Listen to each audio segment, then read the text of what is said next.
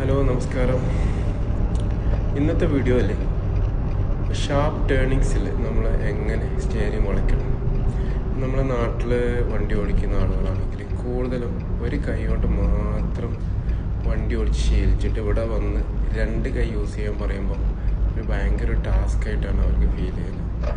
ഇപ്പോൾ ഇവിടെ ഈ ടേണിങ്സിൽ ഞാൻ പുഷ് ആൻഡ് പുൾ മെത്തേഡാണ് യൂസ് ചെയ്യുന്നത്. ഇപ്പോൾ ഈ ഏരിയ എല്ലാവർക്കും അറിയാം, ഡെൽമോളിൻ്റെ ഏരിയയാണ്. ഇപ്പോൾ ലേണേഴ്സിനൊക്കെ നന്നായിട്ട് അറിയാം. ഇപ്പം ഞാൻ ലെഫ്റ്റിലേക്കാണ് പോകുന്നത്.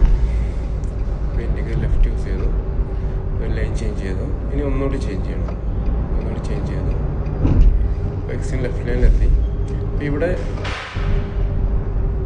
പുഷ് ആൻഡ് പുൾ മെത്തേഡാണ് ഞാൻ യൂസ് ചെയ്യുന്നത്. ഹാൻഡ് ഓവർ മെത്തേഡ് നമ്മൾ നല്ല ബെൻഡിൽ മാത്രമാണ് ഹാൻഡ് ഓവർ മെത്തേഡ് യൂസ് ചെയ്യുന്നത്. കാരണം ഇവിടെ നമുക്ക് ഒരുപാട് വളയ്ക്കേണ്ട ആവശ്യം വരുന്നില്ല. സ്റ്റിയറിംഗ് ഏകദേശം ഒരു ഹാഫ് മാത്രമേ വളയ്ക്കേണ്ട ആവശ്യം വരുന്നുള്ളൂ. അപ്പോൾ ഞാൻ ലെഫ്റ്റ് ഹാൻഡ് പുൾ ചെയ്തു, ദെൻ റൈറ്റ് ഹാൻഡ് പുഷ് ചെയ്തു. അപ്പോൾ ഇവിടുന്ന് ഏകദേശം എല്ലാ സ്റ്റുഡൻസും കൈ വിടലാണ്, കൈ ഒറ്റ വിടലാണ് ഇവിടെ എത്തുമ്പോൾ.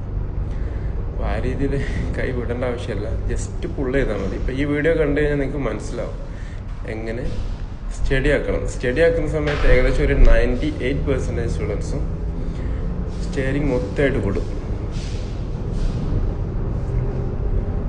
കാരണം നാട്ടിൽ ഒരു കൈ കൊണ്ട് മാത്രം ഓടിച്ച് ശീലിച്ച ആൾക്കാരായിരിക്കും ഇവിടെ വന്നിട്ട് കോളിജൻസ് കൊടുക്കുന്ന സമയത്ത് സ്റ്റിയറിംഗ് ഈ രീതിയിൽ വളയ്ക്കുന്നത്.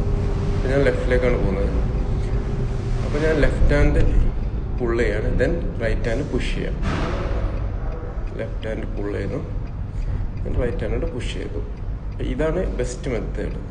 ഇനി റൈറ്റ് ഹാൻഡോട് ഇങ്ങനെ പുൾ ചെയ്താൽ മതി, പിന്നെ റൈറ്റ് ഹാൻഡ് മാറ്റി പിടിക്കാം. അപ്പോൾ ഇവിടുന്ന് ഏകദേശം എല്ലാ സ്റ്റുഡൻസും ഫുള്ളായിട്ട് വിടും. അപ്പോൾ ഒരു ജർക്കിങ് വരും.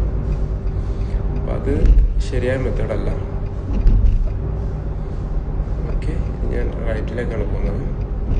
ഞാൻ നെക്സ്റ്റ് റൈറ്റിലേക്ക് പോയി.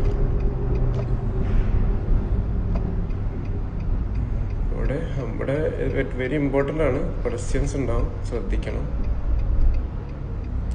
ഇനി റൈറ്റ് ഹാൻഡ് ജസ്റ്റ് പുൾ ചെയ്യാണ്, ദെൻ ലെഫ്റ്റ് ഹാൻഡ്. ആകെ ഞാനൊരു ക്വാർട്ടറില്ല, ഹാഫിൻ്റെയും ക്വാർട്ടറിൽ നടുക്കായിട്ട് ഞാൻ വലിക്കുന്നില്ല, ക്വാർട്ടർ മാത്രമേ വലിക്കുന്നുള്ളൂ. ഞാൻ അതന്നെ മെല്ലെ സ്റ്റഡി കൊടുത്താൽ മതി.